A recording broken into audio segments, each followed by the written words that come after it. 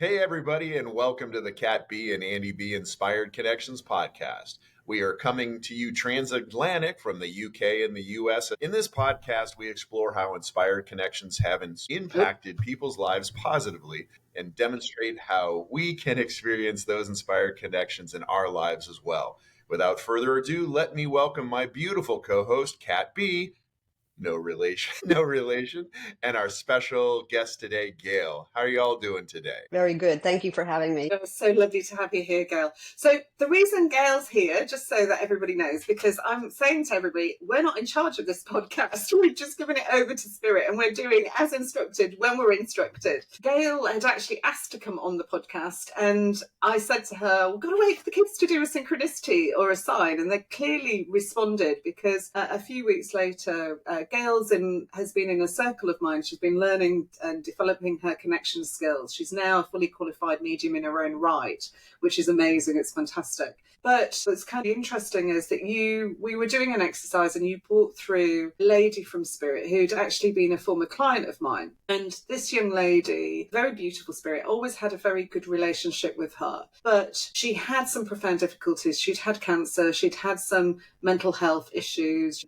And she loses her son, and he's her only son, and it was a really tragic situation. And so for her, grief was very hard. It was very heavy. She adored her son and she just wanted to be with him. And unfortunately, as her health deteriorated, so did her behaviours. And there was some kind of strange things that would happen with the community, not necessarily to myself, but to people that I knew. And as all these things kind of transpired, I ended up stepping in a situation to defend somebody.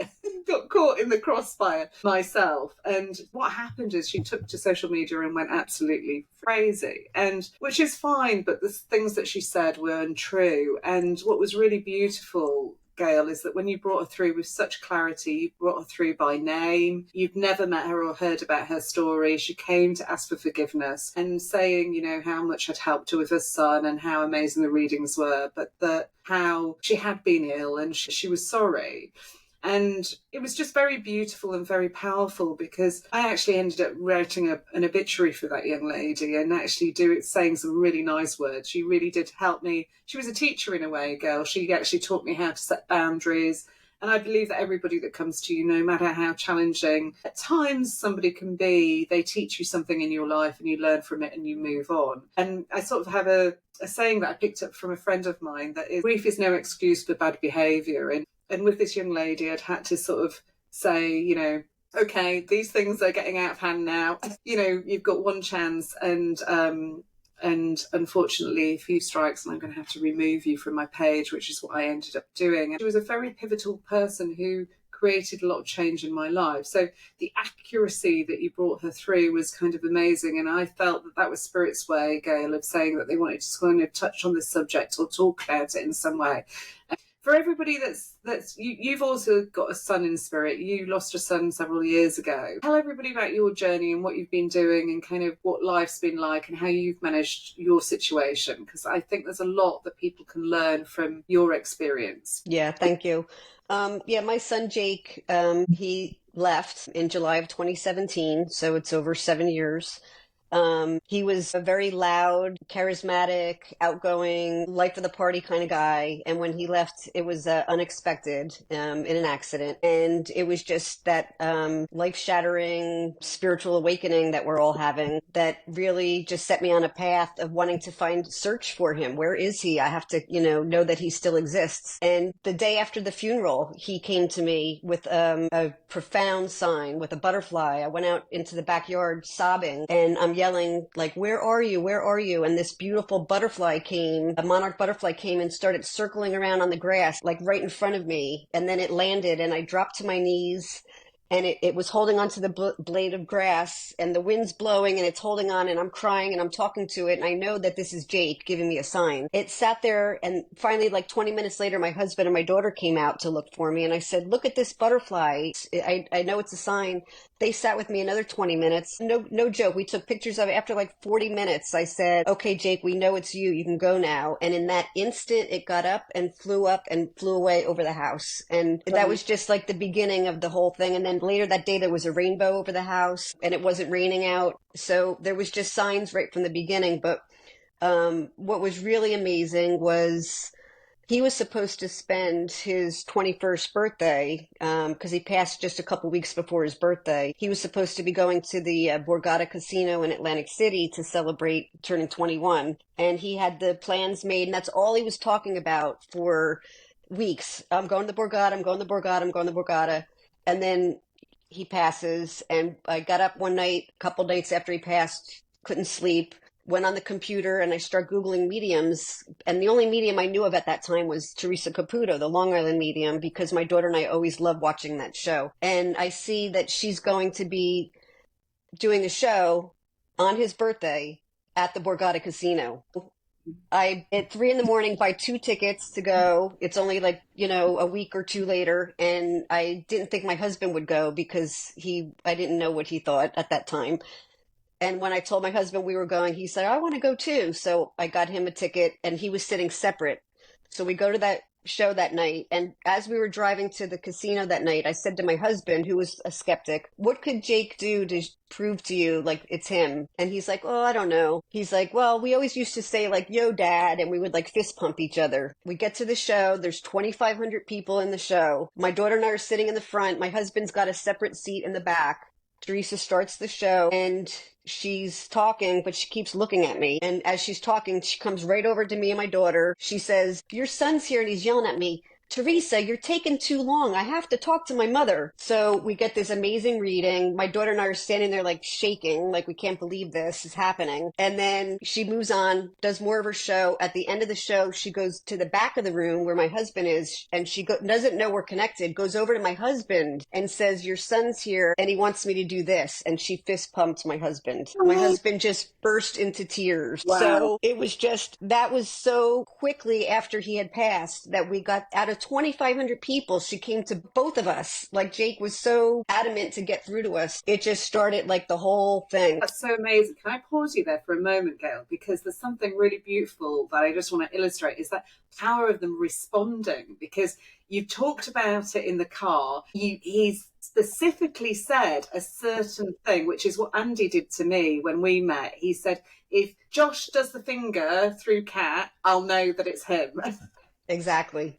So here you've asked for a fist bump. I have a story connects to Lara that's also similar in that when she transitioned, a friend connected me and said, how will I know that she's died? And I said, well, she used to love John Edwards. So you love the Long Island medium. She used to be mad about John Edwards. And we used to have amazing conversations about John Edwards with her. And I said to her, if she's in spirit, I will ask my granddad to get me a John Edwards sign. I will send it up and say, send me a John Edwards within the week. And if he does, we'll know that she's transitioned. And the next thing that happens is I literally put down the Gail, it was the timing. I literally put down the phone. It was probably 4 a.m. in America where this lady lived, when suddenly my phone went off on Messenger.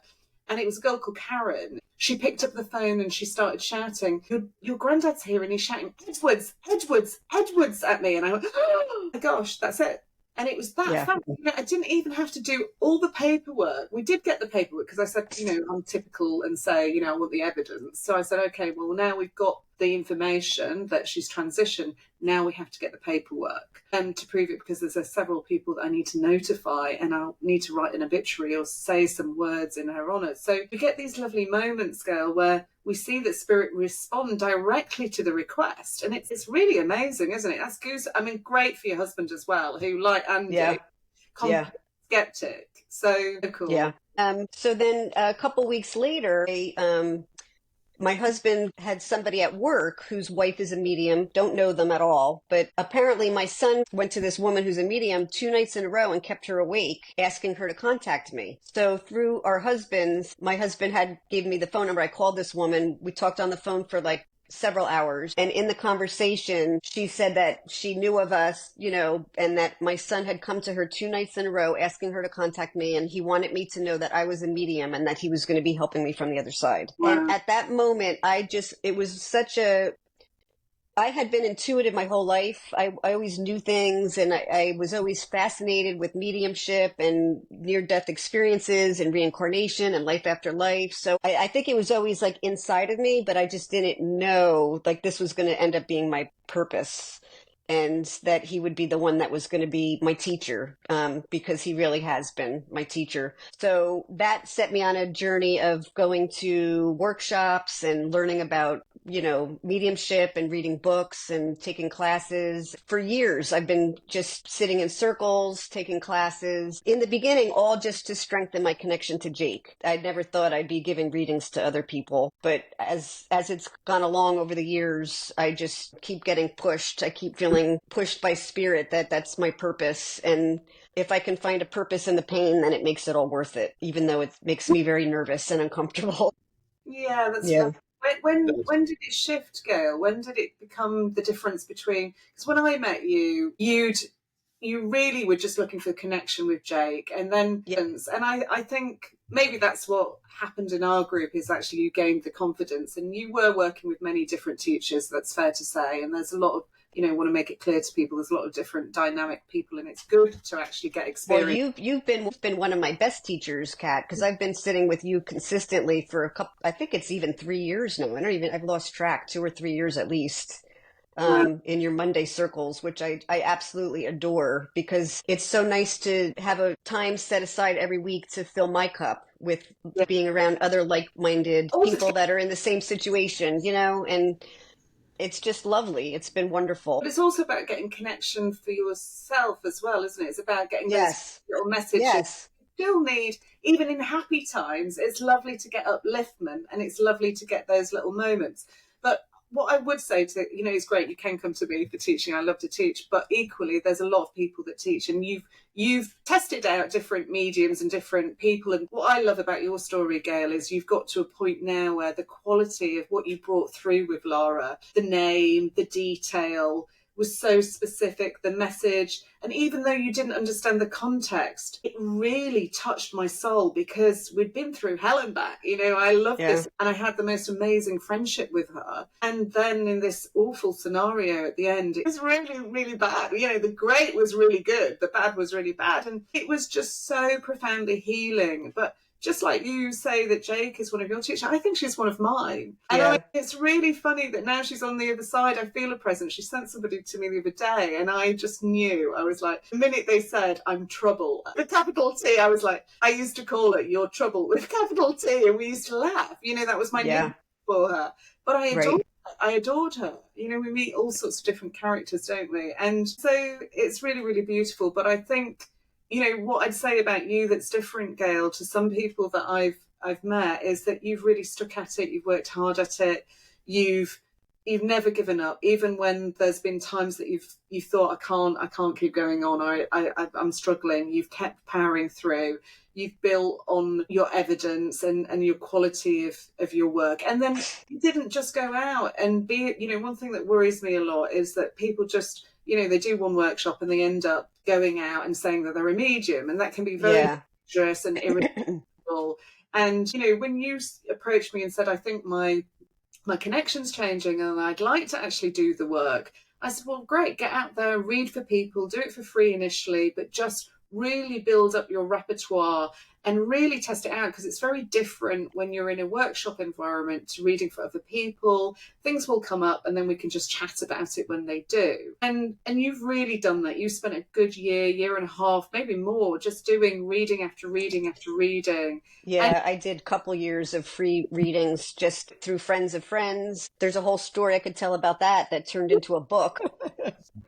Share it, because people will be interesting. They'll be fascinated to hear it, Gail. Yeah, you can't just take a weekend workshop and put a shingle up. It's a lifelong journey, and you're always evolving and growing. And a couple years ago, I was doing practice readings and free practice readings, and a friend of a friend reached out to me, didn't even know her last name. I said, okay, set up a Zoom, do the reading. And before the reading starts, I always do a little meditation to open up, and I get some impressions, I'll jot them down, take some notes, and then do the reading. And I had a few things jotted down, and I had this guy coming through who's telling me he was jacked.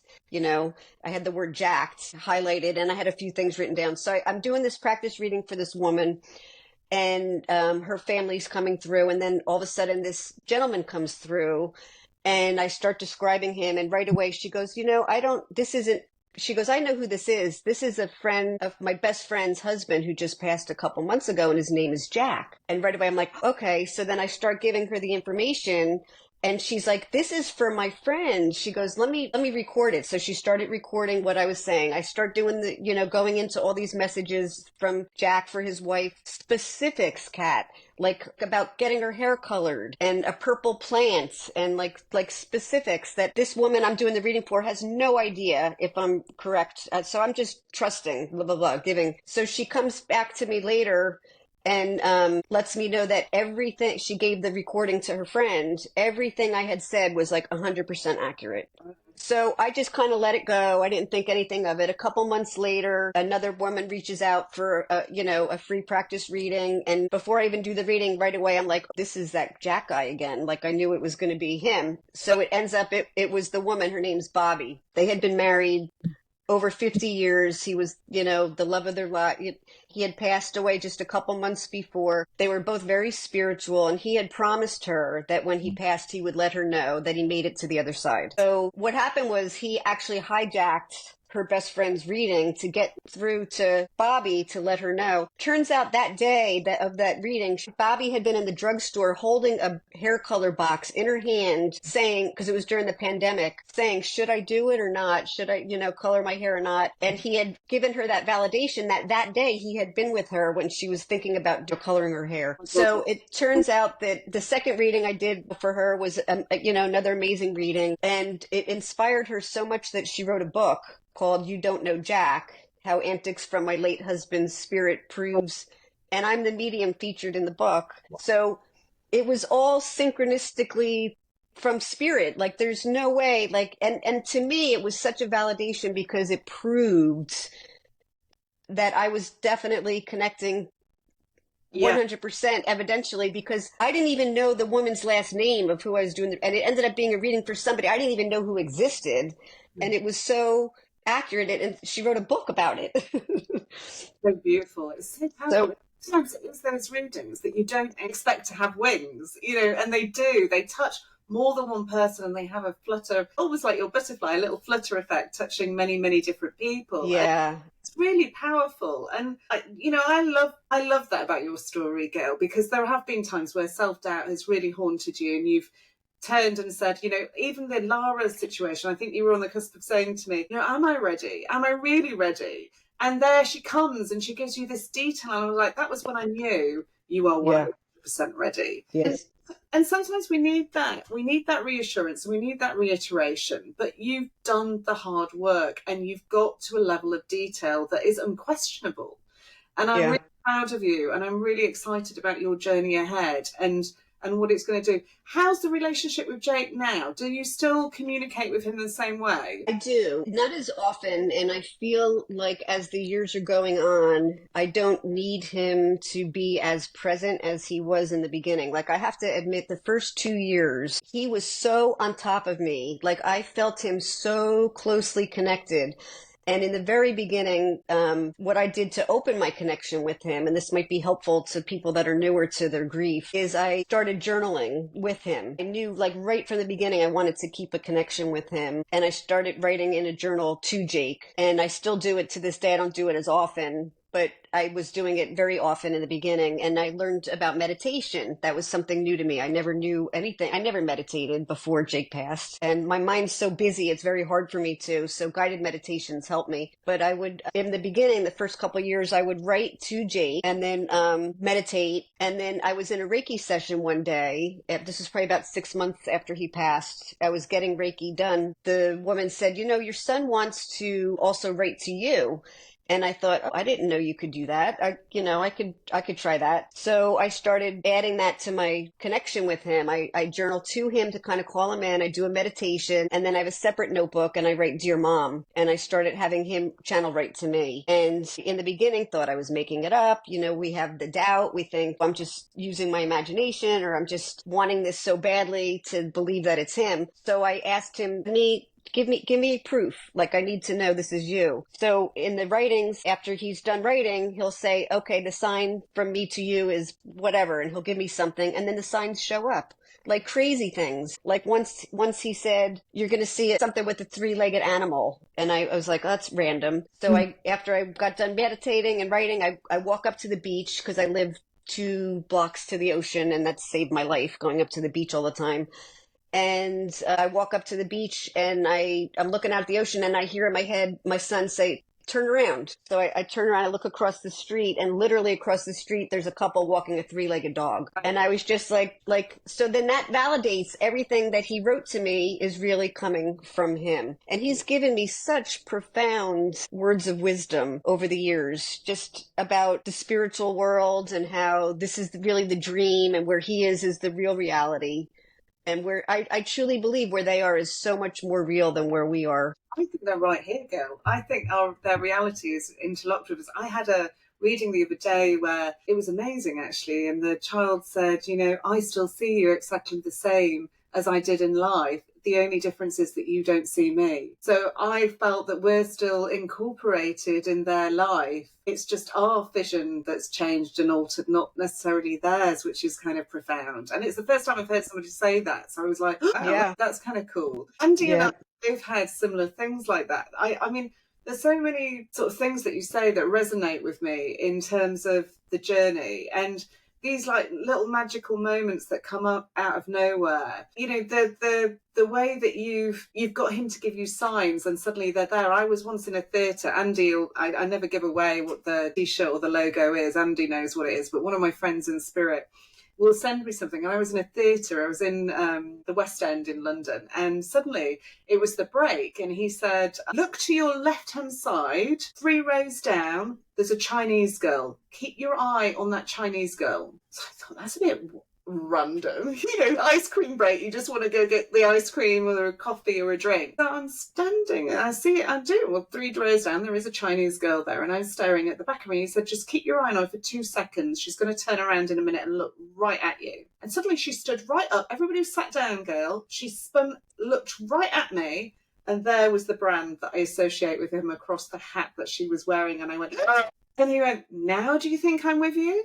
Now do you see the significance?" And I was just like, how do you do this? Like, I know. This? I know. It's magical, mystical, amazing. It's just, that's really what pulled me through my grief, was that having that strong connection with him. And everyone can connect. I mean, it's soul to soul communication, and we all have a soul. I mean, we're not all meant to be mediums for other people, but we can all be our own mediums. And over the years, I've learned that I don't really need to have the need to go for a medium reading, like I used to in the beginning. You need that connection, and to know that you're not, that they're not lost. It's just amazing. Reassurance that they're with you. I can see your aura today, which I don't know if the people watching can see it, but I can see your aura's changed, your light's changed. I can see the colour changing around your head, and it's really magical. That's nice. Gail, Yeah, really, thank really you. cool. What journey. Yeah. And you've had a few things like this with Josh, and like moments where you're like, as well, haven't you? Yeah, no, I had probably the most convincing, and I've had a ton, but the most convincing was actually through his mom, Cindy, who is in your circle and who is training as well. But long story short, I was playing a video game, in Texas. She's in California, and I'm playing this video game, which I don't do all the time anymore. I did when I was younger, but I needed an escape. So I'm playing this video game, and she calls me and she said, or she texts me, I'm sorry. And she says, "Hey, what about this purple orb, right? Or pearl or something like that?" And I'm playing the video game, and honestly, I'm upset. I'm like, "Why are you interrupting me? I'm blah, blah, blah," right, in my mind. And I go into the next screen, right, the next part of this game I'm playing, and there is this big purple orb, if you will. And I'm like, "How did you know that?" Right? And then she goes, "Well, there's going to be a pearl in, there's a pearl now." And then I go into the next screen and there's a pearl. I've never done this before. I've never played this game before. She had no idea what I was doing, and she was absolutely right ahead of time, right? So Josh is telling her what's happening in the future. And then I said, "Okay, fine. We're going to do a little experiment. There's something to the right of me. What is it?" And she gets quiet and she goes, "It's Josh's Iron Giant doll, we had bought him one when he was little. Iron Giant is a cartoon character in a I movie. remember that. I remember that. Yeah. Yeah. And she had no idea because the camera was basically, that she'd ever seen. We do a Zoom call or a phone call or something like that. She had never seen this house before. And she knew that was on the right. And then I said, okay, she said, put your hand on the table. Josh is going to touch one of your fingers. So there's a 1 in 10 chance she's right. And my right pinky started to quiver. You know how sometimes your fingers just start to quiver.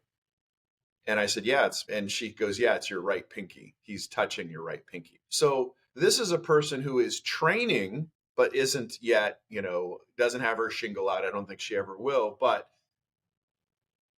this is Josh connecting through her to tell me, Dad, I'm with you. I'm actually ahead of you in time.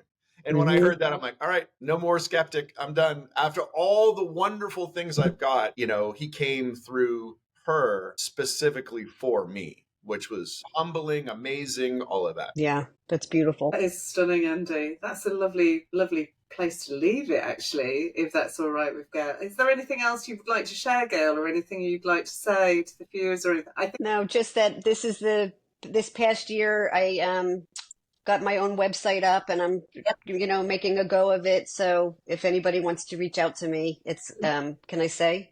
Yeah, we've got it on the screen there. So if you do want to reach out to Gail, you'd like to get a reading, you can contact Gail on gailandspirit.com and she will pick up and just make sure you tell her what time zone you're in, what you're looking for, and she'll arrange that for you. So that's wonderful. But yeah, and I can honestly say I've worked with Gail for many, many years. She's one of the best students I've ever had. And done things all the right way. And I'm very, very proud of you, Gail. I wish you the greatest success in all you do. And I know I've done my job when I can hand you over to Spirit and you can fly just like that butterfly into your new future and your new experiences. And I know you're in safe hands. So that's a really lovely thing. Thank you so much. I appreciate that. So you're so welcome.